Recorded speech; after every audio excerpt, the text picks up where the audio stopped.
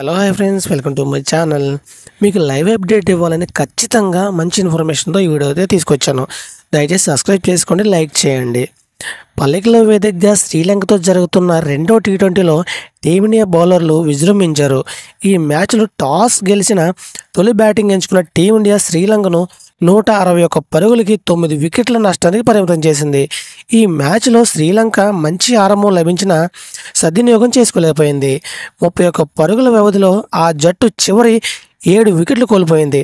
రవి బిక్షో 3, హర్దీప్ సింగ్, హార్దిక్ పాండే, అక్షర్ పటేల్ తలో 2 వికెట్లు పడగొట్టారు.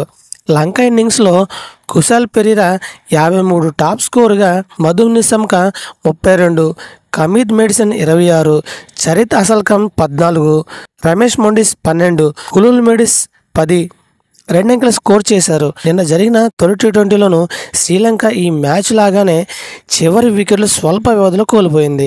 నిన్నటి మ్యాచ్లో ఆ జట్టు చివరి 9 వికెట్లు 30 పరుగుల వ్యవధిలో కోల్పోయింది. ఈ మ్యాచ్లో భారత్ 43 పరుగుల తేడాతో గెలుపొందింది. 3 మ్యాచ్ల టీ20 సిరీస్లో భారత్ 1.0 ఆధిక్యతలో కొనసాగుతుంది. ఇది ఫ్రెండ్స్, వీడియోతో లైక్ చేయండి, షేర్ చేయండి, తప్పకుండా మన ఛానల్ సబ్స్క్రైబ్ చేసుకోండి. Thank you watching. Lovely friends, by by.